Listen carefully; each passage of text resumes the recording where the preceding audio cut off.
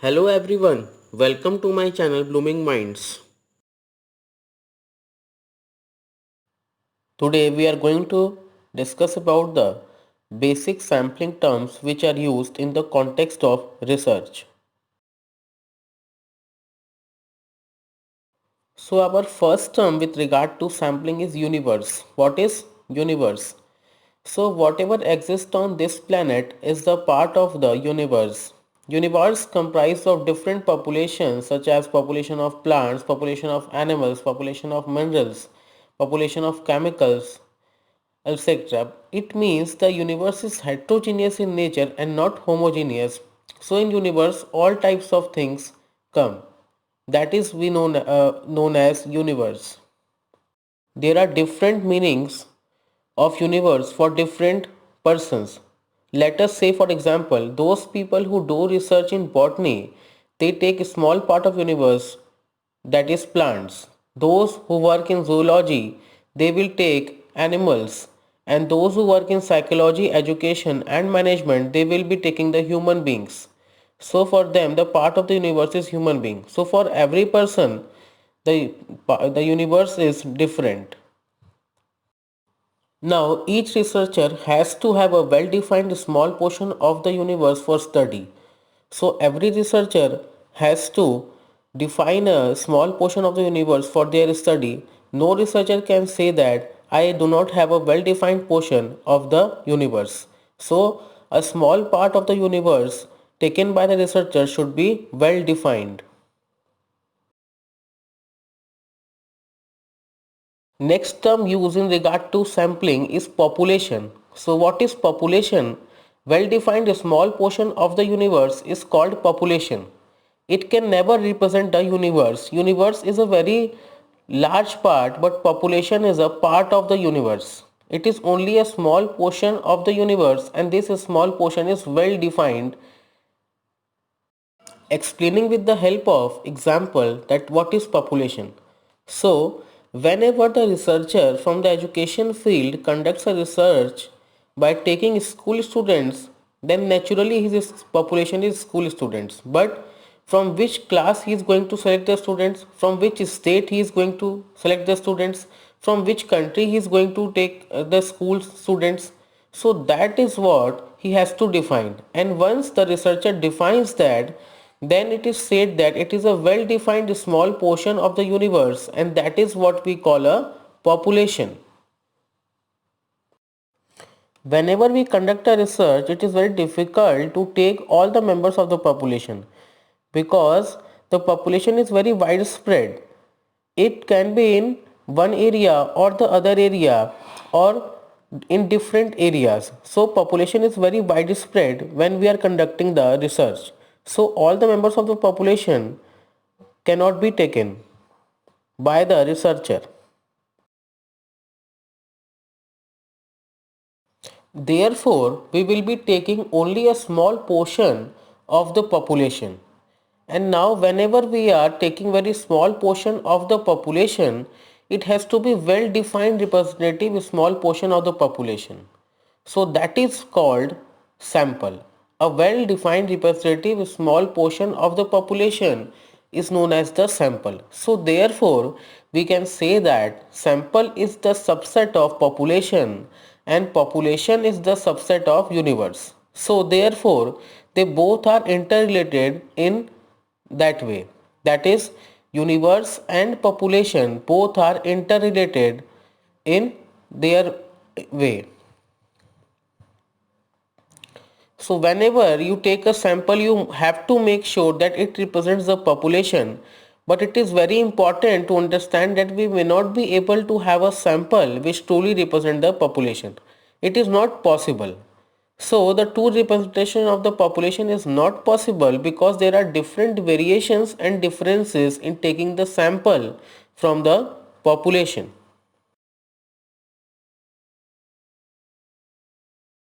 Answer is to some extent is yes, because the population cannot be a very homogeneous one. Like as we have in science. In science, if you have a chemical, then it is a homogeneous one. That is a different issue whether it is a pure chemical or it has some impurities in it.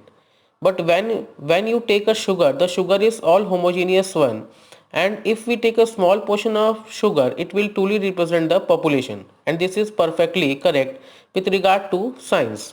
But when you take plants, it can be homogeneous or heterogeneous, but for human beings it is very difficult to have a homogeneous population.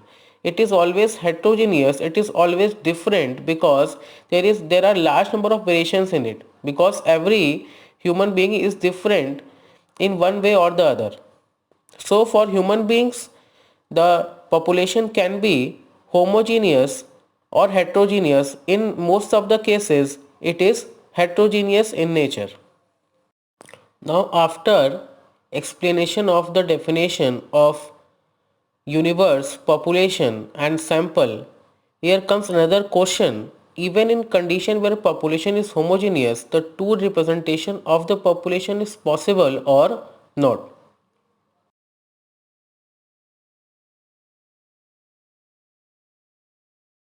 So on the basis of these examples, we can say that if a researcher have a homogeneous population, then his population will be to a great extent truly represent the population.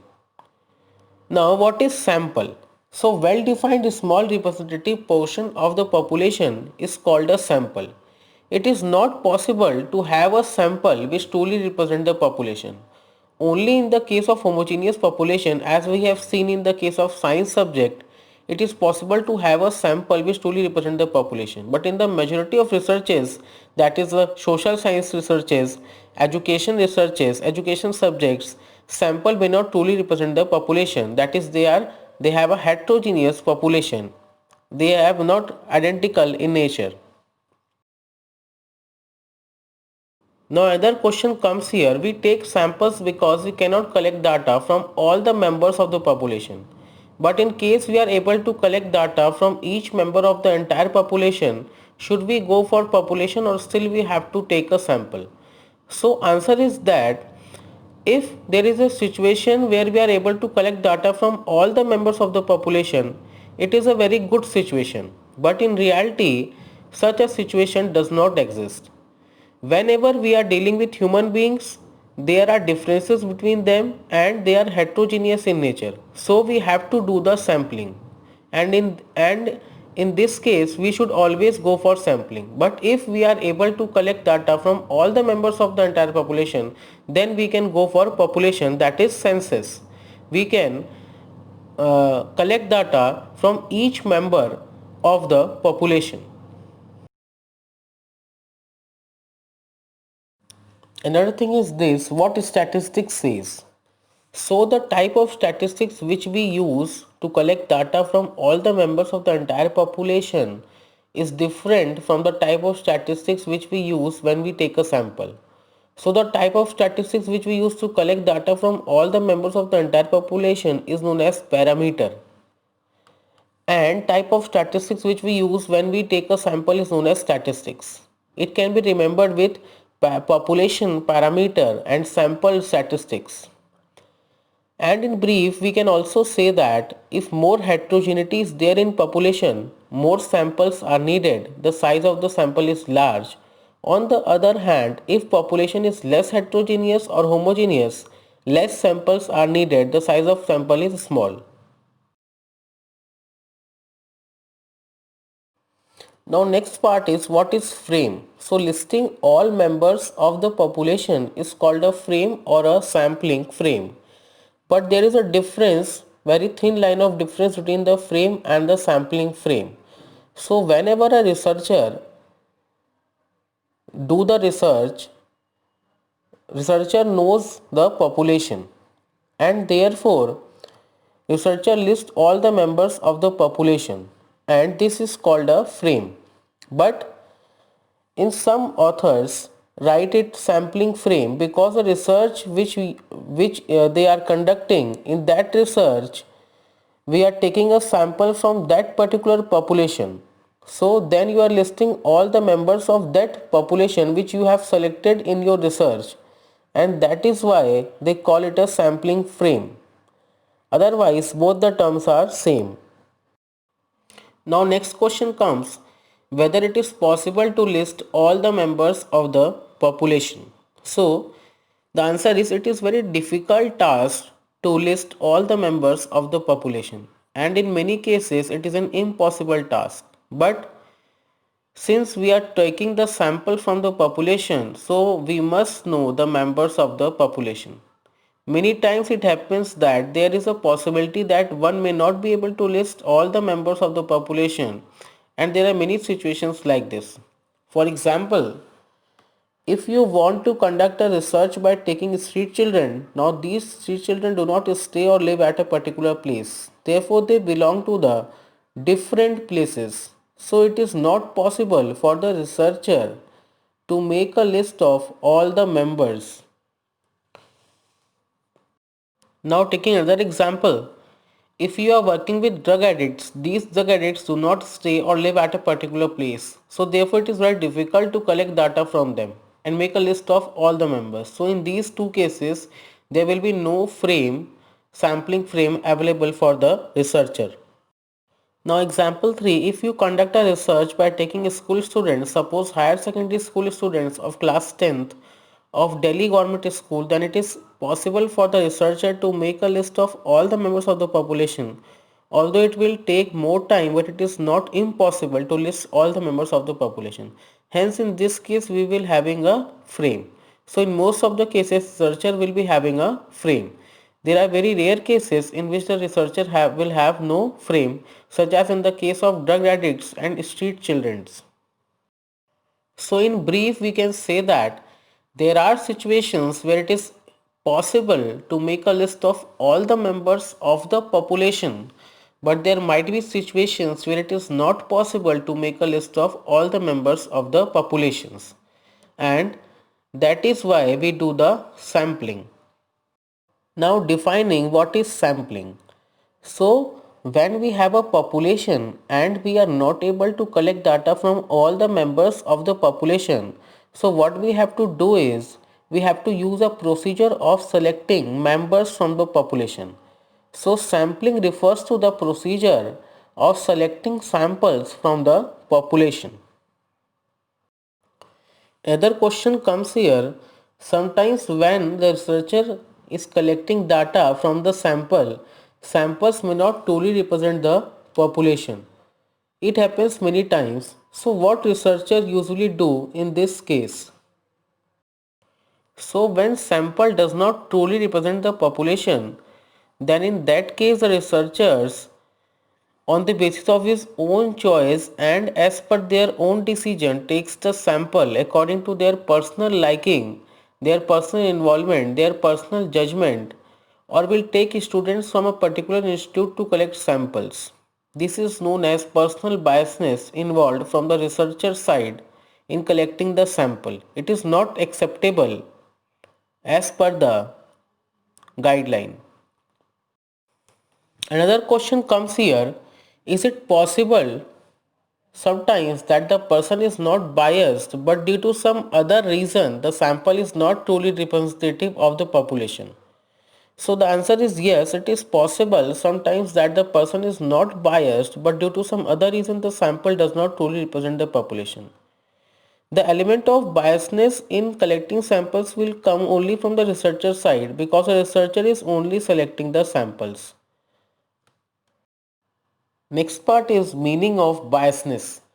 So when researcher is selecting samples and sometime if the researcher is not taking a particular member of the population on the basis of his own decision as per his own decisions while selecting the samples, then he is personal biased in taking the samples.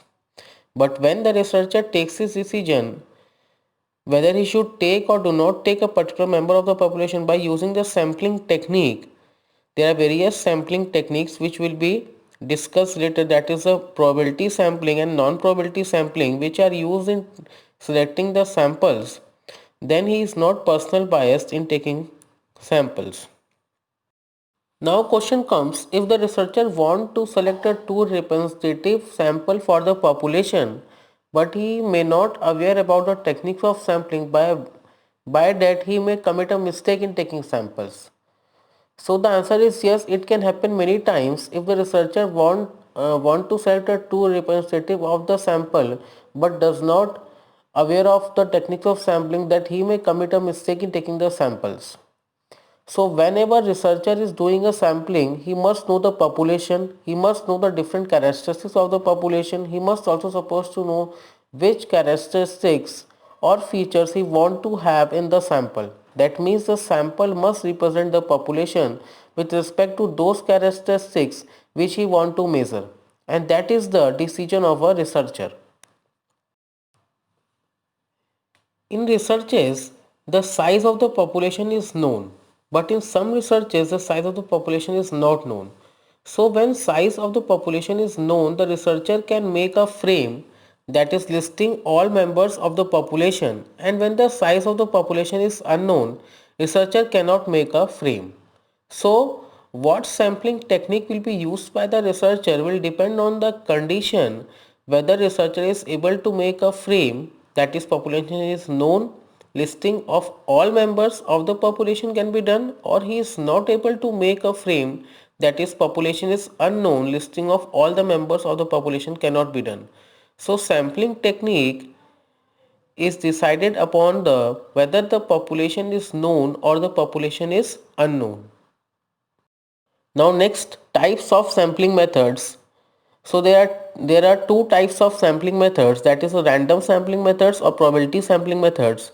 Second is non-random sampling methods or non-probability sampling methods.